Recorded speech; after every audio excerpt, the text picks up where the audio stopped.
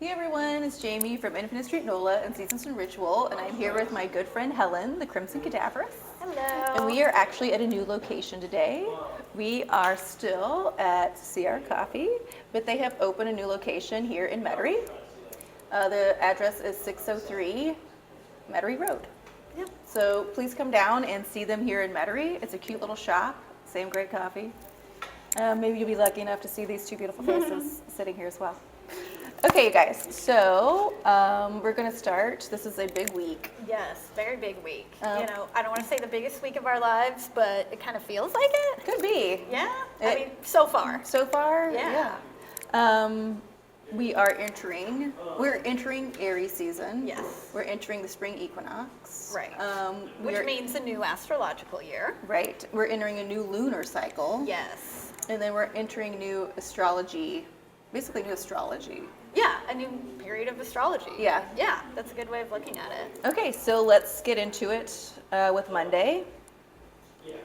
The moon will be in Pisces, which is nice because we are ending Pisces season. Yes, that's like that last little cleansing, finishing things up. Yes, and it will be sextiling Uranus, who is still in Taurus. Yes, and that's actually the only interaction that the moon makes with other planets on this day. So it's almost like the only thing we're focused on is allowing the change to come with ease.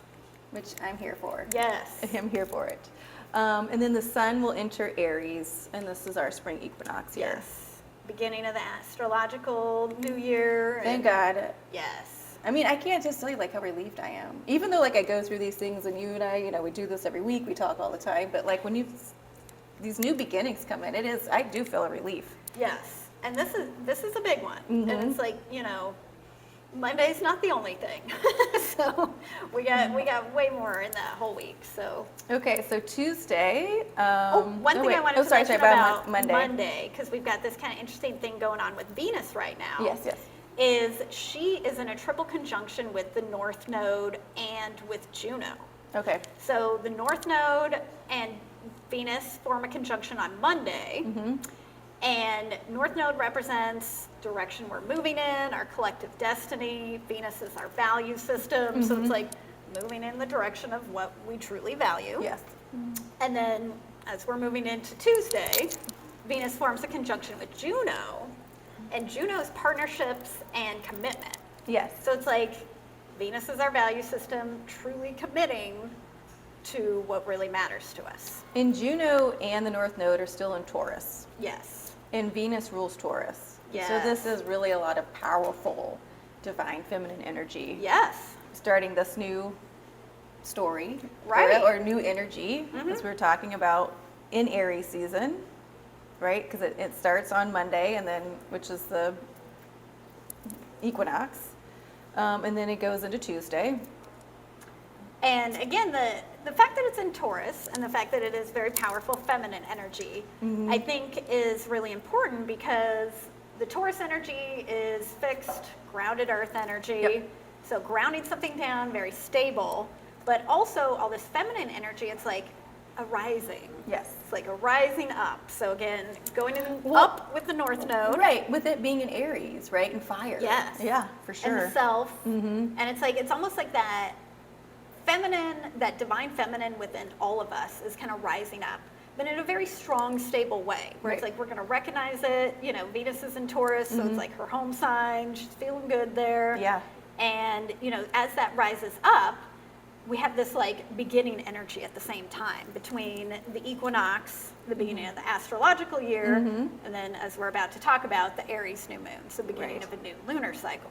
So Tuesday, as like we move into Tuesday, Venus will be conjunct this Juno, who's also in Taurus, and then Yes. Tuesday, the moon will move into Aries, Yes. which is immediately following the beginning of Aries season. Yes. And this is triggering this new lunar cycle that we're going to get into, which means we're going to have 2 Aries new moons. So this is the Yes. first Aries new moon. First of 2.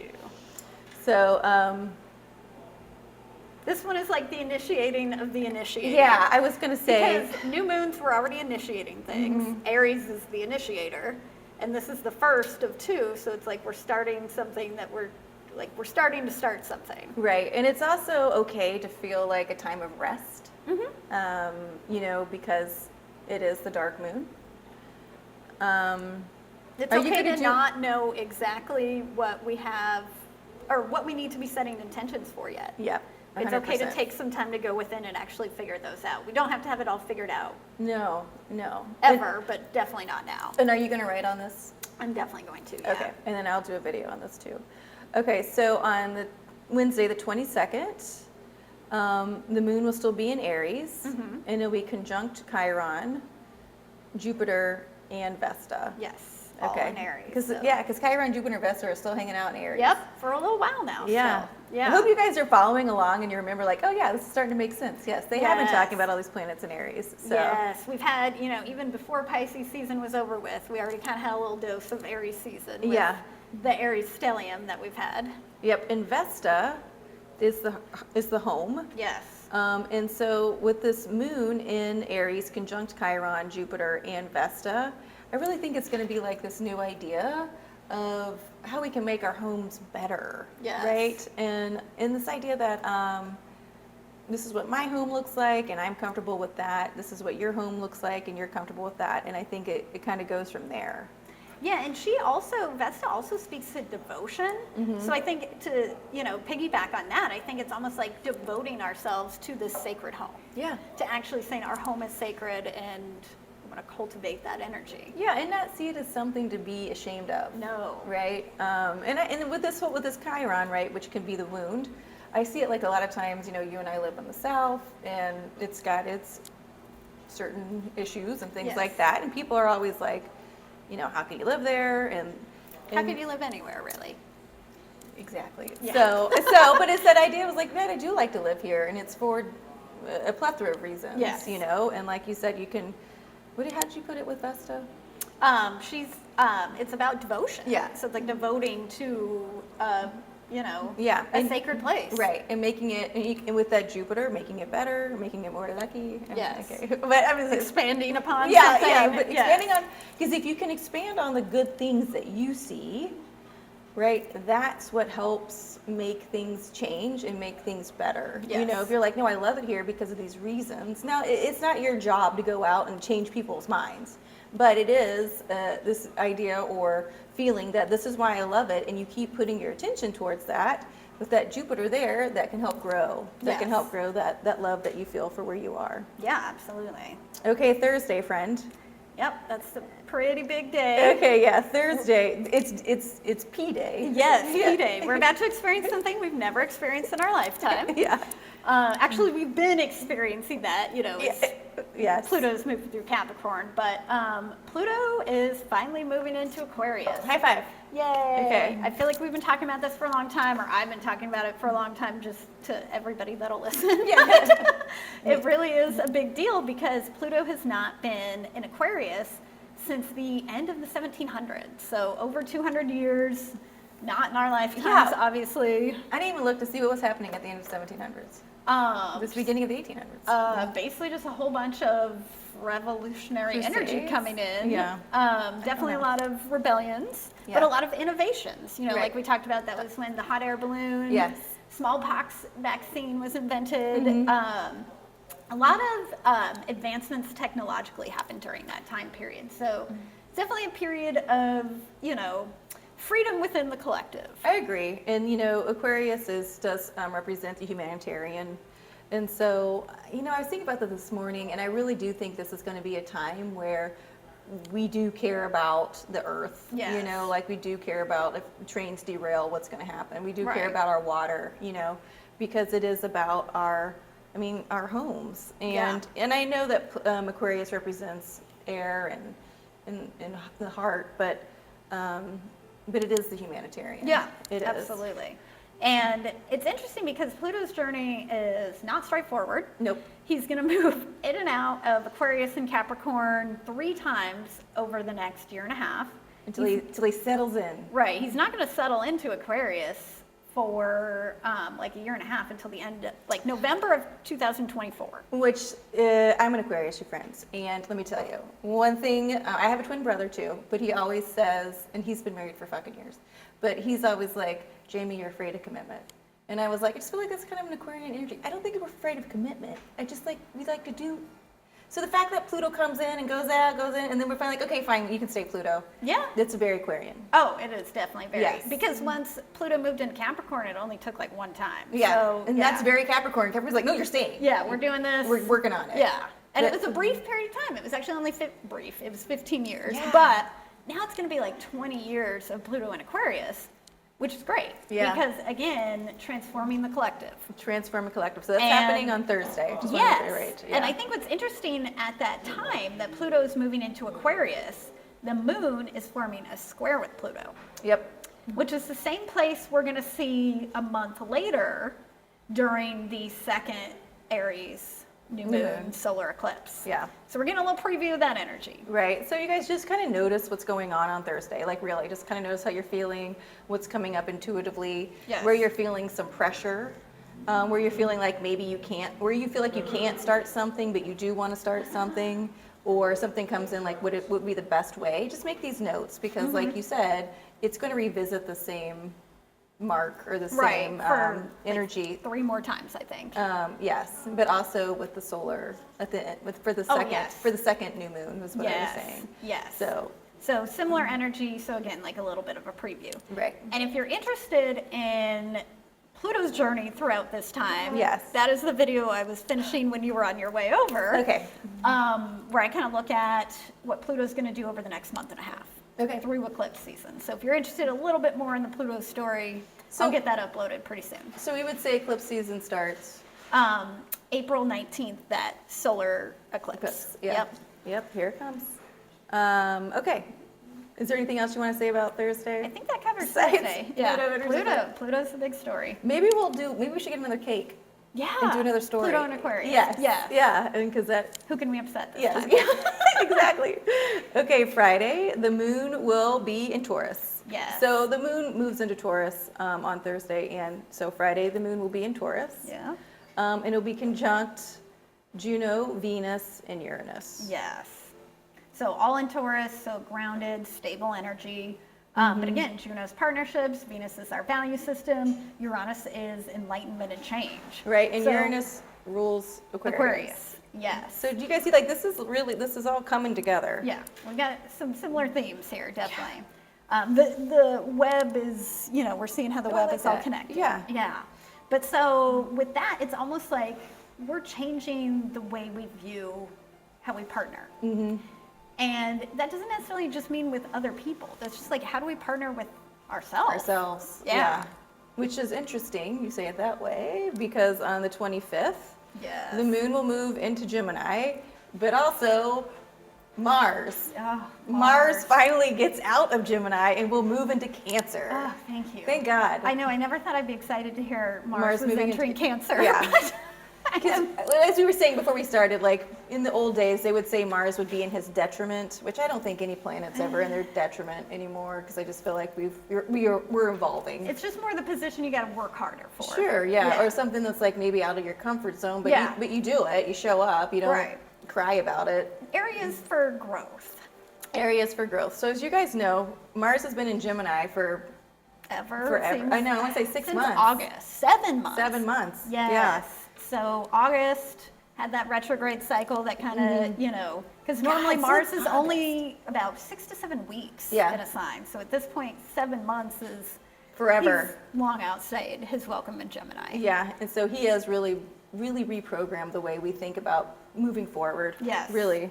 And how we use our power and almost because it's Gemini, almost like how we split ourselves. Mm-hmm. Are we splitting our, our attention and things like that? Right.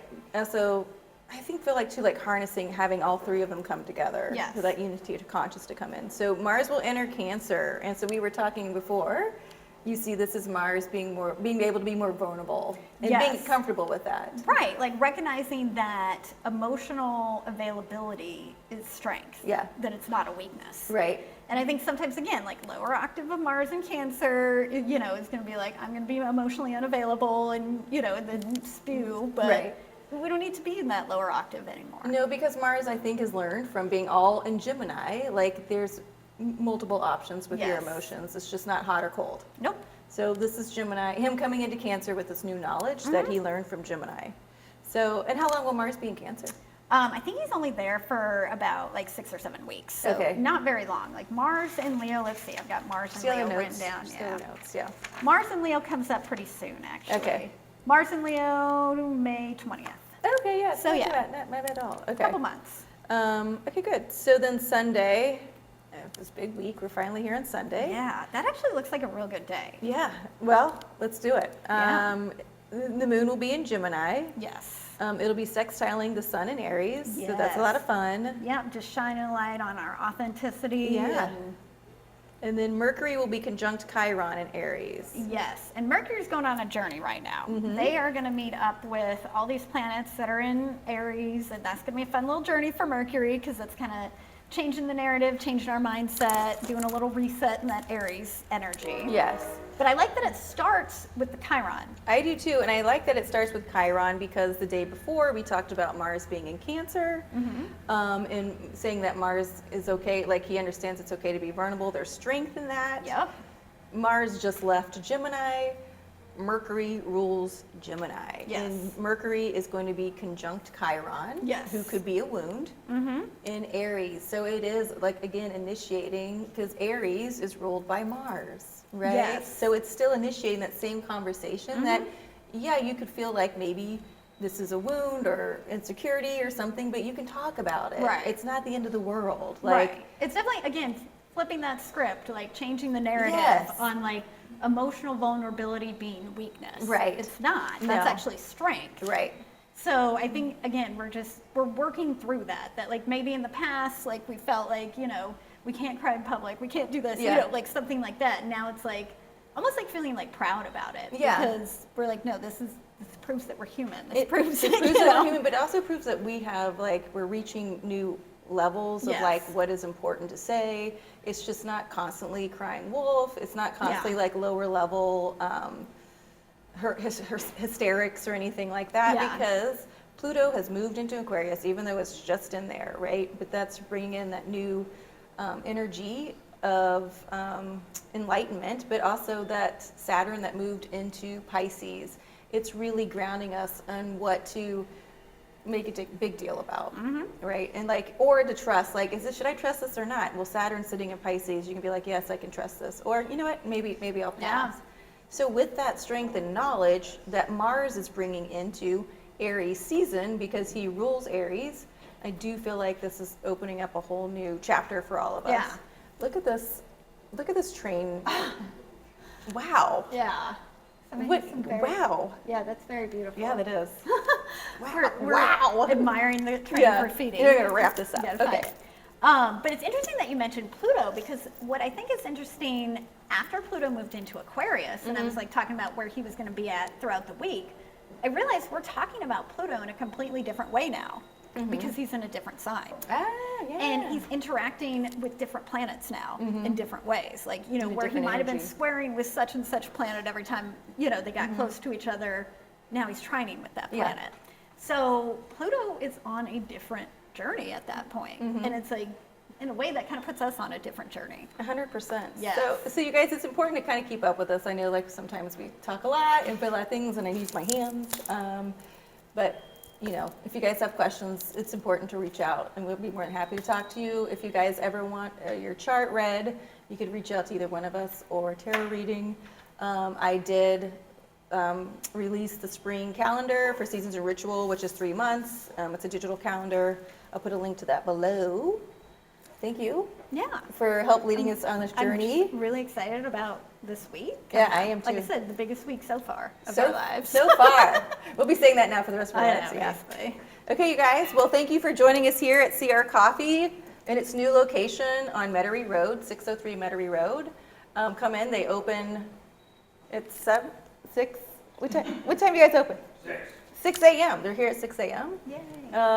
The coffee's delicious. So congratulations to Kevin for opening up this new location. Thank you for having us here. And we'll be journaling and putting stuff together for this big Yeah. week. Yeah, we Yep. just put our big kid panties on. Gotta For, put- yeah, it's definitely that kind of week. Okay, everybody. We'll see you next time.